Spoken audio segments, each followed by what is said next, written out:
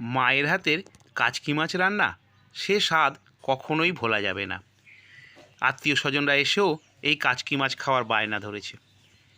বেশি কিছু লাগে না, শিম, বেগুন, আলু, পেঁয়াজ, টমেটো আর ধনেপাতা, ব্যাস সব কুচি কুচি করে রেডি করে নাও। এবার সব সবজিগুলোর মধ্যে হলুদ আর নুন মাখিয়ে নিয়ে খানিকক্ষণ রেখে দাও। এদিকে অন্য একটা কড়াতে তেল গরম করে মাছগুলোকে সামান্য হালকা করে ভেজে নাও, ভেজে তুলে রেখে দাও। আবার ওই তেলেই খানিকটা কালো জিরে ফোড়ন দিতে হবে, আর কিছুই লাগবে না।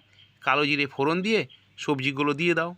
সবজিগুলো থেকে যে জলটা বেরোবে তাতেই অর্ধেক সেদ্ধ হয়ে যাবে। এরপর সেই জলটা শুকিয়ে গেলে আবার একটু নেড়ে চেড়ে মাছগুলো দিয়ে দাও, দুটো কাঁচা লঙ্কা ছিঁড়ে দিয়ে দাও, আর ধনেপাতা কুচিগুলো এবার দিয়ে দাও।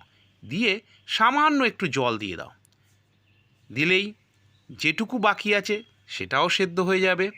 সম্পূর্ণ সেদ্ধ হয়ে গেলে এবার নামিয়ে নিয়ে গরম গরম ভাতের সঙ্গে দারুণ লাগবে। যদি ভিডিওটা ভালো লাগে তবে লাইক, কমেন্ট, শেয়ার করতে ভুলবেন না। আর ইউটিউব থেকে দেখলে সাবস্ক্রাইব করে দেবেন। এই কাচকি মাছ দিয়েই আমি অনেকটা ভাত খেয়ে নিলাম। আপনারা একবার চেষ্টা করে দেখুন না, দারুণ লাগবে কিন্তু। খেয়ে দেখুন, খারাপ হবে না।